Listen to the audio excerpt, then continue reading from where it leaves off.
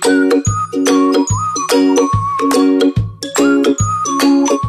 dan Bapak Guru, kali ini kita akan belajar mengenai jenis peserta didik berkebutuhan khusus yang selanjutnya akan kita sebut dengan PDBK.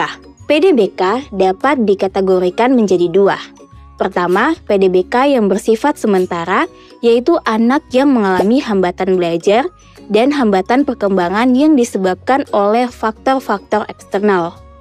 Kedua, PDBK yang bersifat permanen, yaitu anak-anak yang mengalami hambatan belajar dan hambatan perkembangan yang bersifat internal dan akibat langsung dari kondisi kedisabilitasannya. Sekarang, Bapak dan Ibu akan lebih mengenal klasifikasi PDBK. Kita mulai dengan mengenal peserta didik dengan hambatan penglihatan, yaitu peserta didik yang tidak dapat melihat 6 meter di depannya. Adapun klasifikasinya adalah kurang lihat, low vision, dan buta total.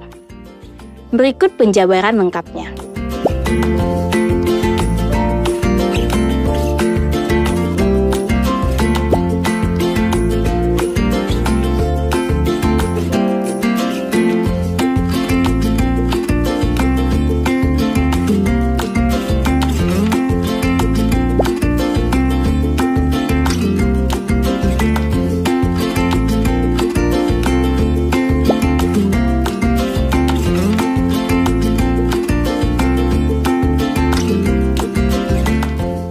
Selanjutnya, Ibu dan Bapak akan mengenal peserta didik dengan hambatan pendengaran. PDBK dengan hambatan pendengaran memiliki kondisi kerusakan atau tidak berfungsinya pendengaran dalam berbagai tingkatan yang menyebabkan terjadinya keterlambatan bahasa dan hambatan komunikasi verbal. Klasifikasi PDBK berikutnya adalah peserta didik dengan hambatan intelektual, yaitu individu yang memiliki inteligensi di bawah rata-rata, yaitu ber-IQ 70 ke bawah, dan memiliki keterbatasan dalam menyesuaikan diri terhadap lingkungannya. Sekarang, ayo kita mengenal peserta didik dengan hambatan fisik motorik. Hambatan fisik motorik merupakan suatu kondisi di mana hilangnya atau rusaknya sebagian fungsi tubuh seseorang dalam jangka panjang yang mengakibatkan terbatasnya fungsi fisik mobilitas, ketangkasan, atau stamina. Hambatan fisik motorik terdiri dari dua kategori, yaitu hambatan otak dan hambatan otot. Sebagai contoh adalah cerebral palsy, yang mana anggota gerak tubuh kaku lemah atau lumpuh, terdapat cacat pada alat gerak, jari tidak bisa menggenggam, kesulitan berdiri, duduk, atau berjalan. Berikutnya adalah anak hambatan emosi dan perilaku. Menurut IDEA, ciri-cirinya yaitu 1. Ketidakmampuan belajar tetapi tidak terkait dengan masalah intelektual, sensori, atau faktor kesehatan. Kedua, ketidakmampuan membangun hubungan interpersonal yang baik dengan teman sebaya maupun guru. Ketiga, ketidakselarasan pola perilaku maupun perasaan dalam situasi normal. Keempat, menunjukkan ketidakbahagiaan dan depresi. Dan kelima, cenderung menunjukkan tanda kecemasan yang berkaitan dengan masalah personal maupun problem sekolah.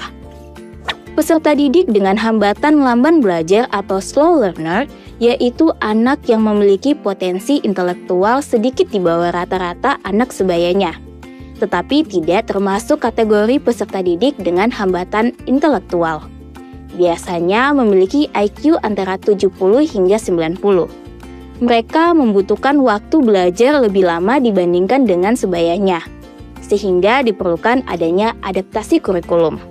Selanjutnya ada juga PDBK dengan kesulitan belajar spesifik, yaitu apabila memiliki skor IQ rata-rata atau di atas rata-rata, namun memiliki hasil belajar pada bidang tertentu yang di bawah perkembangan usianya.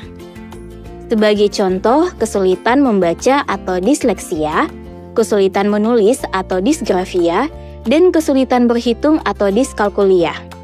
Selain peserta didik dengan hambatan, ternyata peserta didik berkebutuhan khusus juga ada yang memiliki kecerdasan istimewa dan bakat istimewa. PDBK dengan bakat istimewa biasanya cepat dalam memahami materi pelajaran, lebih suka mengobrol dengan orang dewasa, senang memberikan kritik terhadap pernyataan daripada menjawab pertanyaan, dan cenderung lebih rapuh secara emosional. Maka dari itu, pendidik dapat melakukan modifikasi kurikulum dan proses pembelajaran yang tepat untuk memberikan stimulasi yang lebih menantang sesuai dengan kemampuannya. Berikutnya adalah autisme, yaitu keadaan yang disebabkan oleh kelainan dalam perkembangan otak yang ditandai dengan kelainan dalam interaksi sosial, komunikasi, dan perilaku yang sangat kaku dan berulang. Untuk membantunya, kita dapat menyusun kurikulum khusus yang disusun berdasarkan hasil asesmen. Kita beralih dengan hiperaktif, yang banyak dikenal dengan istilah ADHD atau Attention Deficit Hyperactivity Disorder. Istilah tersebut merujuk kepada anak yang mengalami gangguan emosi dan perilaku yang biasanya ditandai satu atau lebih dari 3 ciri berikut. 1. Sulit berkonsentrasi atau mencurahkan perhatian dalam waktu yang relatif lama. 2. Sulit untuk diam dan adanya gerakan berlebihan. Dan ketiga, cenderung bertindak sekehendak hatinya. Nah, terakhir mari kita mengenal klasifikasi PDBK, yakni hambatan majemuk, cacat ganda, atau multiple handicap adalah mereka yang memiliki lebih dari satu jenis gangguan. Misalnya, hambatan fisik motorik, disertai dengan gangguan pendengaran, sehingga mereka membutuhkan modifikasi kurikulum dan proses pembelajaran yang sesuai dengan semua kebutuhan khususnya. Nah, sekarang Ibu dan Bapak telah mengenal jenis PDBK. Namun perlu diingat ya, dengan mengetahui jenis PDBK, bukan berarti kita bisa memberi label atau mendiagnosis anak. Tugas guru adalah peka terhadap kondisi anak, lalu memberi rekomendasi rujukan kepada orang tua untuk memeriksakan peserta didik ke klinik tumbuh kembang anak atau ke psikolog. Untuk lebih mengetahui lebih dalam, yuk kita baca kembali panduan pelaksanaan pendidikan inklusif.